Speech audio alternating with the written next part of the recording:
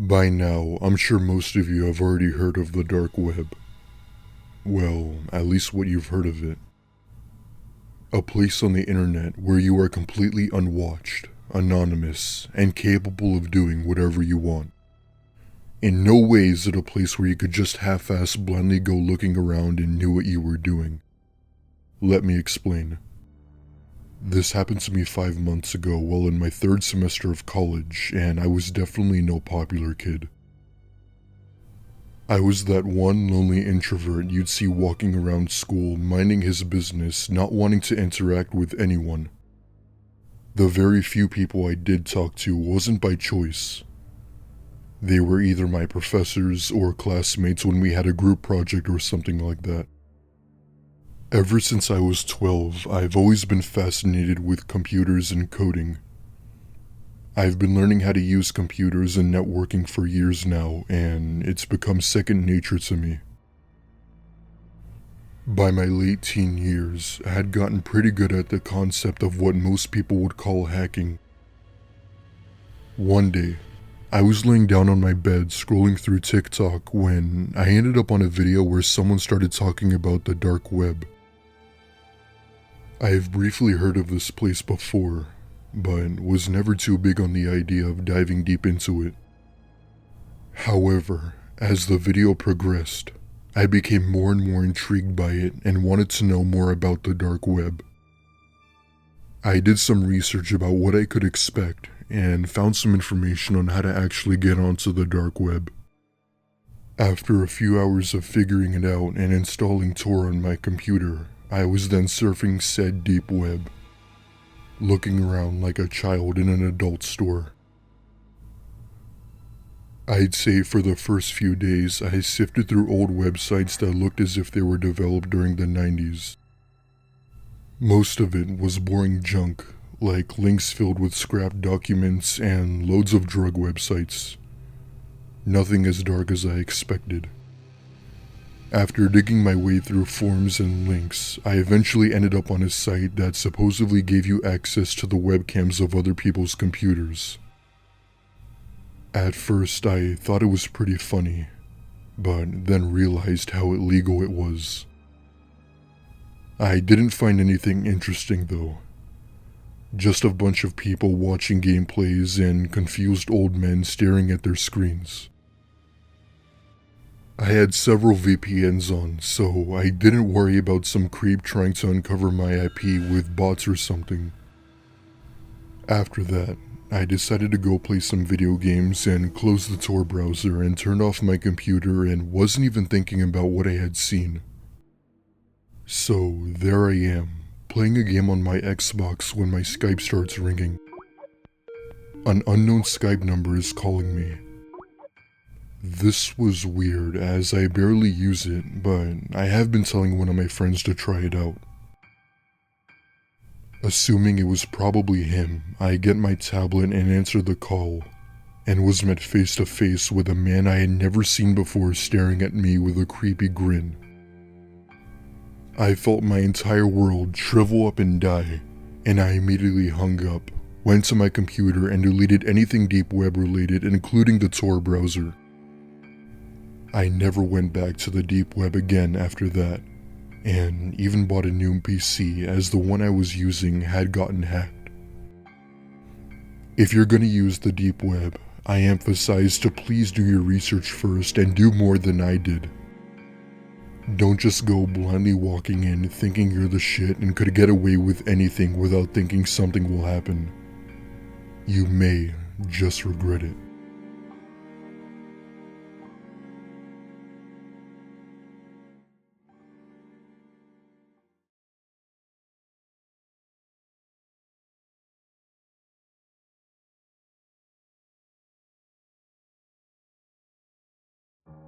Some people like to think that the deep web is a joke. It's not. If you had any brains at all, you'd be smart enough to stay the hell away from that place. Because it's a place that will scar you and leave you terrified to go onto the internet again, it shouldn't be meant for anyone. I know this because I'm a hacker. Or at least I used to be one. I have been fascinated with computers ever since I was 9 and had even built my own PC and learned coding in my teen years. As time progressed, I became really good at hacking that I even started my own secret business while in high school. I was known as the go-to guy if you wanted something hacked. Sometimes people would even come to me to recover their hacked social media accounts like their YouTube channel.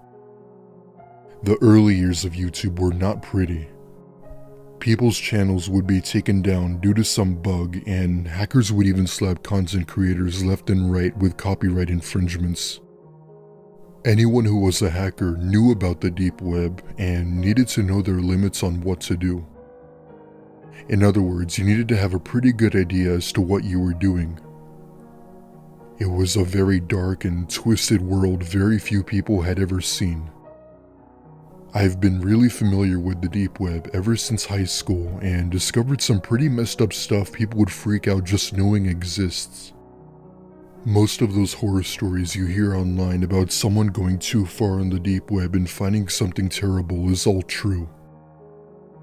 Drugs, guns, hitman services, illegal imports, hackers for hire, illegal pornography, you name it, it was all there. Even though you had to dig deeper to find the dark stuff, it was still out there. I had purchased a few goods from the black market and had made a pretty substantial amount of money by selling them for a higher price. To access the deep web, you couldn't use your basic search engines like Google and Bing, but rather Tor. Tor was just like any other search engine, except that it could hide your IP address when surfing the deep web. However, to access the darker parts of the web, you needed to know what you were doing. VPNs, proxy servers, ghost hacking, firewalls, dump sites, and anything to keep your IP address hidden than it already was. If you didn't use any of these, you were bound for someone to uncover your IP without even noticing. Anyway, the graphics card I had been using for my computer had finally run its course and was in desperate need for a new one. Because graphics cards were so expensive, I decided to find a new one on the deep web, as I knew some private vendors that would give me one for a cheaper price. After finding one and paying for it, I decided that I would go around and do some exploring on some cool websites that were being made. There was this one website that was dedicated to people talking about weird conspiracy theories. Everything from aliens invading Earth to Donald Trump is secretly a reptilian spy. I say you can't make this stuff up, but clearly you can.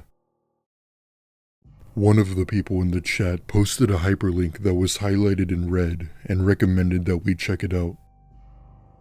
Normally, I just ignore stuff like this if I didn't know what it was and move on. However, I became somewhat curious and decided to just see what it was and to click out at the first sign of danger. I click it and was led directly to a white page with two separate files titled Farm 1 and Farm 2. At first I thought that it could have been a broken link, but I then clicked on one of them and was led directly to a page with a live video feed and a chat box. I stared at the screen, more bemused than afraid. The video feed showed a bright white room with a single chair in the middle. Just then, someone appeared on screen and the chat room went wild, talking about how it was nice to be here again and couldn't wait what they had in store for them. The thing I remember most vividly about them was a bright orange dragon tattoo on their arm. It was at this point when I knew what was going on, and I hastily tried moving my mouse to the big red X to close the window, but it was frozen and wouldn't move. Some script on the site was preventing me from doing so, which only left me to tend to my keyboard to chat, which still worked. Even though I was capable of getting around this by hacking, I knew that it would take quite some time to do so. No matter what I tried, nothing worked, even when I tried turning off my computer. The person on screen, dressed in all black with a scary, disturbing mask, made an appearance and said the following. "Welcome to Satan's Palace. For returning members, we are so very glad to see you again. And for all the newcomers, we welcome you." With that said, the person stepped out of the room and came back with a woman tied up and blindfolded and sat her down in the chair. "Now, ladies and gentlemen, let the show begin." The person then took out a large butcher knife from a nearby table and started cleaning it. At this point, I could hear the woman crying in the background, begging for her life, but there was nothing she could do. One of the people typed in chat for her to cut off one of her fingers. The person then approached the woman, grabbing her limp hand and carefully slicing off one of her fingers. The torturer looked unimpressed, as if she thought the people in chat could do better. Another person called up for a slice up her chest, and she complied. Blood spurted out from her body with her still screaming.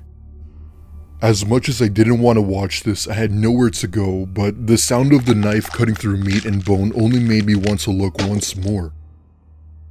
It was at this point where anger took over, and I typed in chat that you were all sick and twisted and that I would report this to the authorities. The very second I did that, my screen went black and a separate chat box appeared. What I can only guess was the owner of the site typed and said, "Reporting this will only be a death sentence for you." At this point, I was in absolute panic mode and opened up my command prompt and activated my ghost, as it would be harder for them to track me. After that, I did the only thing I could do. I unplugged my PC and my screen went black, and I stayed off it for the rest of the night. About a week later is when things really started to get out of hand.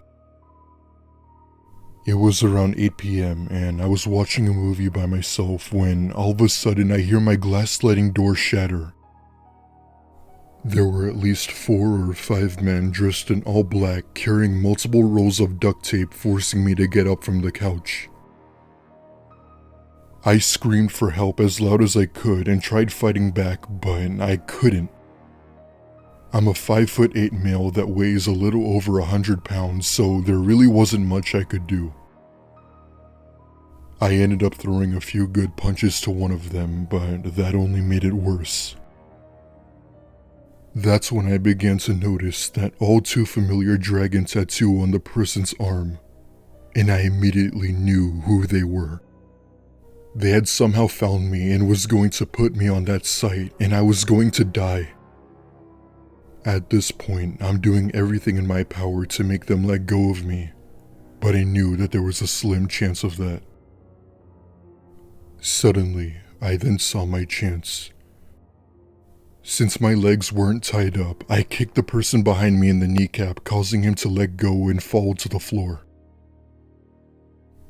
I took my chance and made a run for it all the way to my friend's house. They thankfully didn't follow me and got back into their van, which was in my driveway, and sped off down the road. I eventually made it to my friend's house and we had gotten the police involved, but nothing ever became of those people. I am forever grateful to still be alive till this very day. The deep web was and is the gateway into hell's internet, and I would highly advise you to not go on there for any reason whatsoever and to not speak about anything, because if you make one wrong move, you're bound to be targeted, just like me.